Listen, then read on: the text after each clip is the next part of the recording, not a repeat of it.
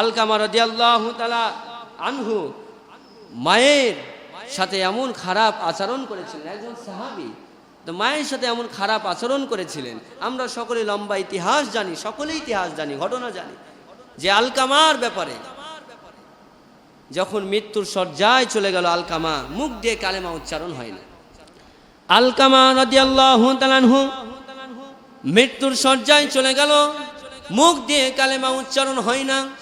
রাসূল সাল্লাল্লাহু আলাইহি ওয়াসাল্লামকে সাহাবায়ে কেরাম বললেন, ইয়া রাসূলুল্লাহ, ইয়া হাবিবুল্লাহ, আলকামার মুখ দিয়ে কালেমা উচ্চারণ হয় না, মৃত্যুর শয্যায় আলকামা। ইয়া রাসূলুল্লাহ, ইয়া হাবিবুল্লাহ, আপনি একটা কিছু করেন।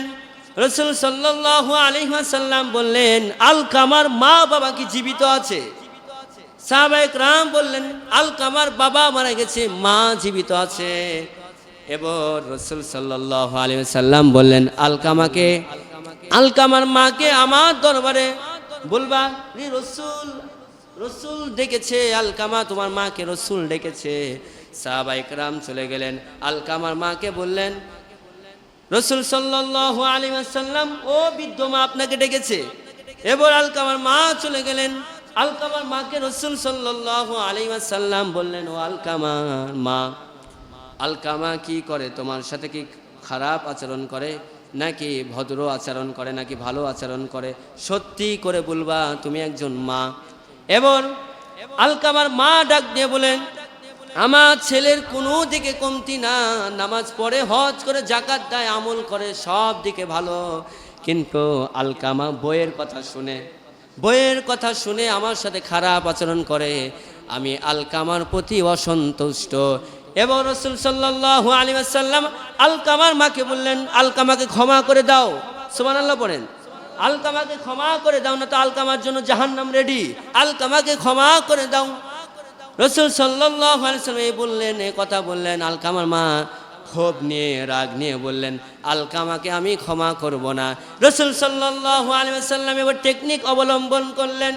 কয় সাহাবী, লাকড়ি জোগাড় করো, খড়ি জোগাড় করো, আলকামাকে এখনই জ্বালিয়ে দিব মায়ের সামনে, তার মায়ের সামনে এখনই জ্বালিয়ে দিব। রাসূল সাল্লাল্লাহু আলাইহি ওয়াসাল্লাম নির্দেশ দিলেন। সাহাবায়ে কেরাম এবং লাকড়ি জোগাড় করলেন, খড়ি জোগাড় করলেন, আলকামাকে জ্বালিয়ে দিবে। এমন তো অবস্থায় মায়ের মনের মধ্যে এবার ব্যথা লাগলো, কষ্ট লাগলো। জামা চোখের সামনে আলকামাকে আমি 10 মাস গর্ভে রেখে বড় বানিয়েছি, আমার চোখের সামনে আলকামাকে কি করে জ্বালিয়ে দিবে? আমি মা এটা সহ্য করতে পারি না, আলকামাকে আমি এখনই মাফ করে দিলাম। সুবহানাল্লাহ। মাফ করে দেওয়ার সাথে সাথে এবার মুখ দিয়ে উচ্চারণ হয়ে গেল তাওহীদের কালেমা। সবাই আমার সাথে বলুন, লা ইলাহা ইল্লাল্লাহু মুহাম্মাদুর রাসূলুল্লাহ সাল্লাল্লাহু আলাইহি ওয়াসাল্লাম। প্রিয় ভাইরা, ঘটনা বলা মাকসাদ না, আমাদেরকে বুঝতে হবে যে আলকামা খারাপ ব্যবহার করেছিল, মা একটু অসন্তুষ্ট হয়ে গেছিল, বইয়ের কথা শুনে খারাপ ব্যবহার। আমাদের সমাজে এরকম সন্তান আছে না? না, সুন্দরী বউ পেয়ে মাকেই চিনে না, বাবাকেই চিনে না। মায়ের ঘরটা এমন ঘর হয়ে যায়, কুড়ো ঘরের মতো হয়ে যায়। মায়ের ঘরটা এমন নোংরা হয়ে যায়, আর তুমি 10 তলার মধ্যে থাকো, মায়ের কোনো খোঁজ খবর নাও না। এমন সন্তান আছে, বইয়ের জন্য আপেল কমলা সব কিছু নিয়ে আসে, অথচ মায়ের কিসমতে কিছু জুটে না। এমন সম্মানের সন্তান আছে না? নাই। পুরা কপাল, তোমার পুরা কপাল। মা বাবার দোয়া নিয়ে যারা চলেছে তারাই বড় হয়েছে, আল্লাহও সন্তুষ্ট হয়ে যাবে তাদের প্রতি।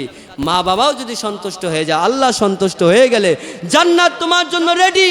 অথচ আল্লাহর রাসূল গ্যারান্টি দিয়েছেন, মা বাবার পায়ের নিচে তোমার জান্নাত। সুবহানাল্লাহ। হুমা জান্নাতুকা ওয়া নারুকা, মা বাবা তোমার জন্য জান্নাত, এই মা বাবা তোমার জন্য জাহান্নাম। সুবহানাল্লাহ পড়েন। মা বাবার খেদমত করো, মা বাবাকে যদি ইহসান করো, মা বাবার দোয়া নিয়ে যদি চলো, আর মা বাবা যদি দোয়া করে দেয়, তোমার জন্য জান্নাত রেডি। সুবহানাল্লাহ। আর মা বাবা যদি অসন্তুষ্ট হয়ে যায়, হুমা জান্নাতুকা ওয়া নারুকা, নারুন মানে আগুন, জাহান্নাম তোমার জন্য রেডি। লিখে রাখো, আমি খতিব সাহেব বলে গেলাম, লিখে রাখো, জাহান্নাম তোমার জন্য রেডি। শুধু জাহান্নাম রেডি না, এই দুনিয়াতে তোমার এমন এক বিপদ হবে, এমন মুসিবত হবে, এমন বিপদে পড়ে যাবা, যে তুমি কল্পনাও করতে পারবে না যে তোমার মায়ের সাথে তুমি খারাপ ব্যবহার করেছিলা। মা বলেছিল, মায়ের বদদোয়াও কবুল হয়ে যায়, দোয়াও কবুল হয়ে যায়। সুবহানাল্লাহ পড়েন। এজন্য মাকে আমরা খুশি করবো তো ইনশাল্লাহ প্রিয় ভাইরা, মাকে খুশি করতে হবে। আরও অনেক লম্বা ইতিহাস ছিল, সময় সংক্ষিপ্ত।